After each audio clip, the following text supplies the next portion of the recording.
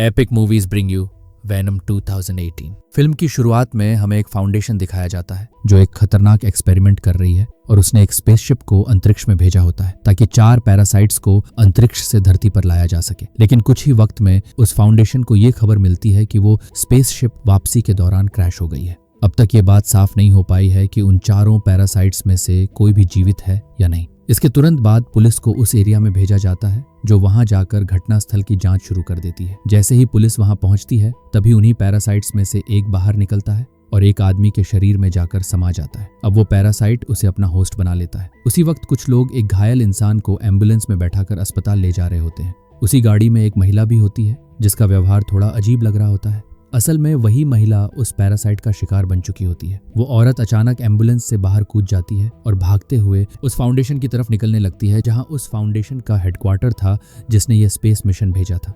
यहीं पर scene cut होता है और हम एक युवक को देखते हैं जिसका नाम एडी होता है। एडी एक जाना पहचाना न्यूज रिपोर्टर होता है और उसकी कंपनी उसके काम से बेहद खुश रहती है। उसकी मंगेतर भी उसी फाउंडेशन में काम करती थी जिसने वो स्पेसशिप भेजा था। सुबह के वक्त एडी अपने ऑफिस पहुंचता है। वहां उसका बॉस उससे कहता है कि अब तक तुमने बेहतरीन काम किया है और आज जो असाइनमेंट तुम्हें मिल रहा है उसे भी तुम्हें बखूबी निभाना है। दरअसल एडी को उस फाउंडेशन के सीईओ का इंटरव्यू करना होता है। उसे ये पूछना था कि उन्होंने अपने रिसर्च के लिए वो स्पेसशिप क्यों भेजी और इन पैरासाइट्स की असल सच्चाई क्या है। बॉस साफ तौर पर एडी को चेतावनी देता है कि वो इंटरव्यू में कोई उल्टा सीधा सवाल न पूछे क्योंकि वो सीईओ बहुत ही अमीर और खतरनाक इंसान है और अगर उसे कुछ पसंद नहीं आया तो वो किसी की भी जान ले सकता है। एडी उसे भरोसा दिलाता है कि वो सिर्फ उनके रिसर्च और इन्वेंशन से जुड़े सवाल ही करेगा और इंटरव्यू को प्रोफेशनल तरीके से हैंडल करेगा। रात को हम देखते हैं कि एडी अपने घर पर होता है। वहां उसकी मंगेतर का लैपटॉप रखा होता है जिस पर एक मेल आती है जो उसी फाउंडेशन से जुड़ी होती है। वो मेल किसी अंदरूनी कर्मचारी द्वारा भेजी गई होती है जिसमें लिखा होता है कि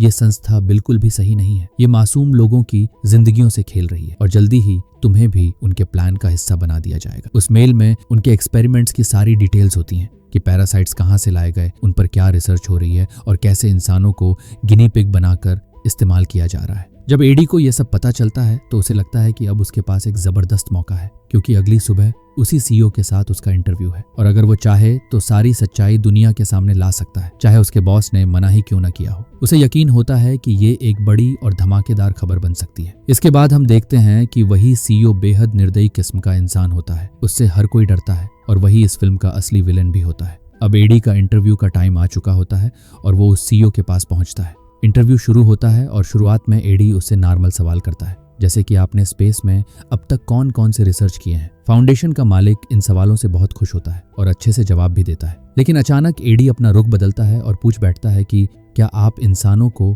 अपने एक्सपेरिमेंट्स के लिए इस्तेमाल करते हैं? क्या आप जानबूझकर उनकी जान खतरे में डाल रहे हैं? जैसे ही सीईओ ये सवाल सुनता है उसका गुस्सा फूट पड़ता है और वो एडी को कहता है कि फौरन ये इंटरव्यू बंद करो और यहाँ से चले जाओ। इसके बाद एडी को वहां से निकाल दिया जाता है और वो सीधे अपने ऑफिस अपने बॉस के पास पहुंचता है। वहां उसका बॉस उस पर बरस पड़ता है और कहता है कि जब मैंने साफ मना किया था तो तुमने उससे उलझने की कोशिश क्यों की? अब जो भी नतीजा होगा उसकी पूरी जिम्मेदारी तुम्हारी ही होगी। गुस्से में आकर उसका बॉस उसे जॉब से निकाल देता है। उधर एडी की मंगेतर को भी फाउंडेशन से निकाल दिया जाता है और अब वो एडी से इतनी नाराज होती है कि उससे रिश्ता तोड़ने का फैसला कर लेती है। अब हम देखते हैं कि उस फाउंडेशन में पैरासाइट्स पर अलग अलग एक्सपेरिमेंट किए जा रहे होते हैं ताकि ये पता चल सके कि वो किस रूप में सबसे ज्यादा ताकतवर बन सकते हैं। एक कांच के बॉक्स में एक खरगोश रखा जाता है और उसमें येलो पैरासाइट को छोड़ दिया जाता है। शुरुआत में लगता है जैसे दोनों का कॉम्बिनेशन काम कर रहा है लेकिन थोड़ी ही देर में वो खरगोश मर जाता है और एक्सपेरिमेंट फेल हो जाता है। एडी को एक न्यूज रिपोर्ट के जरिए पता चलता है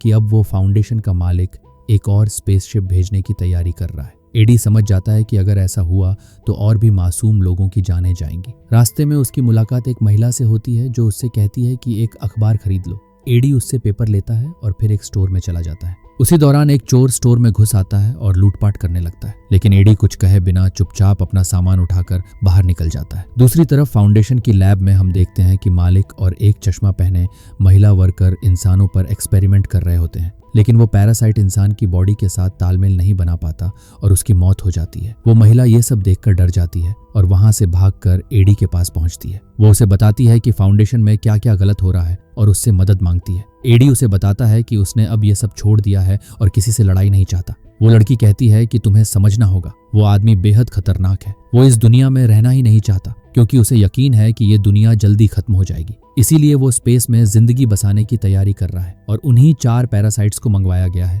जो असल में स्पेस के सबसे ताकतवर जीव हैं। वो बताती है कि जब ये पैरासाइट्स आए तो उनमें से एक भाग निकला था। वो एडी से कहती है कि तुम्हारे पास मीडिया का एक्सेस है, प्लीज इस सच्चाई को बाहर लाओ। एडी कहता है कि ठीक है, मैं कुछ करता हूँ। अब एडी चुपके से उस लैब में घुसता है और खुद देखता है कि वहाँ इंसानों पर किस तरह के एक्सपेरिमेंट किए जा रहे हैं। वो सबूत के लिए तस्वीरें लेना शुरू करता है। तभी उसे दिखता है कि वो औरत जिससे वो रोज अखबार खरीदता था वो भी वहाँ कैद है। एडी ये देखकर परेशान हो जाता है और उसकी जान बचाने के लिए उस कांच का दरवाजा तोड़ देता है। वो लड़की बाहर तो आ जाती है लेकिन अब उसके शरीर में पैरासाइट समा चुका होता है। वो पैरासाइट अब लड़की की बॉडी छोड़कर एडी के शरीर में प्रवेश कर जाता है। अब एडी भी संक्रमित हो चुका होता है। गार्ड्स उसका पीछा करते हैं लेकिन एडी इतनी तेजी से दौड़ता है कि कोई पकड़ नहीं पाता। साफ हो जाता है कि अब वो इंसान नहीं रहा। एडी जंगल की तरफ भागता है और एक ऊंची छलांग लगाकर एक पेड़ पर चढ़ जाता है। वहां से बचकर वो अपने घर वापस लौटता है। घर पहुंचते ही उसे तेज प्यास और भूख लगती है। वो लगातार पानी पीता है और हर चीज खाता चला जाता है लेकिन फिर भी भूख खत्म नहीं होती। उसे उल्टियां होने लगती हैं।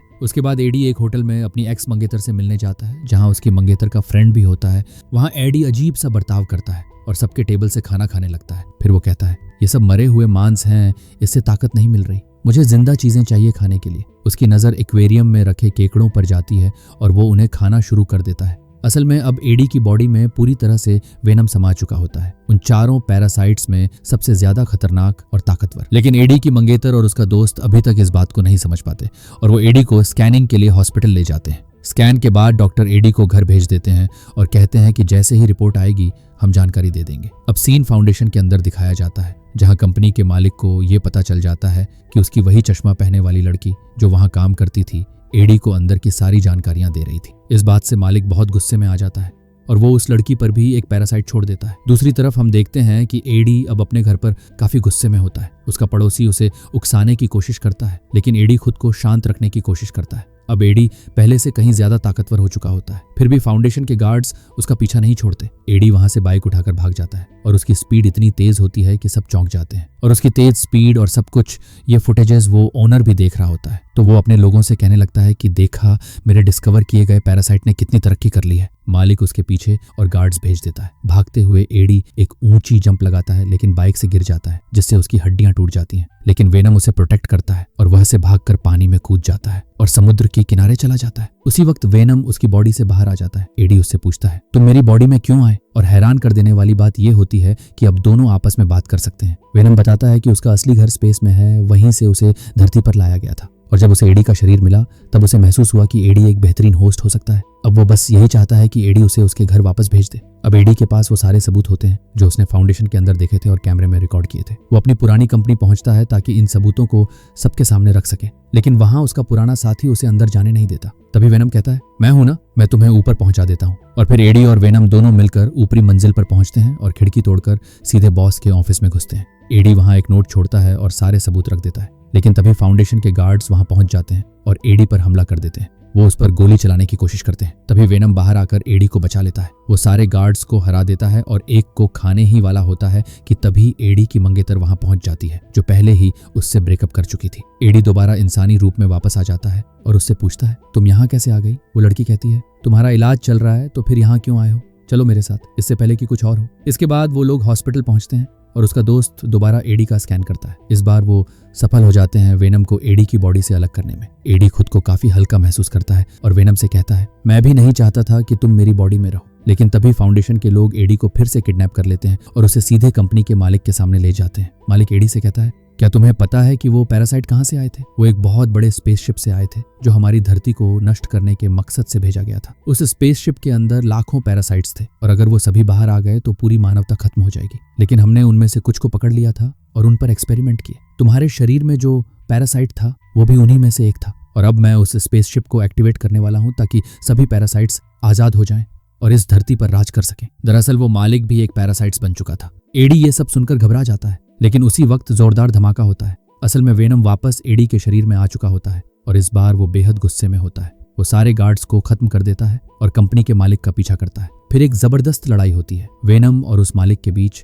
जो अब खुद भी एक पैरासाइट बन चुका होता है। लेकिन एडी और वेनम की जोड़ी अब एक परफेक्ट टीम बन चुकी होती है। दोनों मिलकर उसे हरा देते हैं और किसी तरह उस स्पेसशिप को भी बर्बाद कर देते हैं।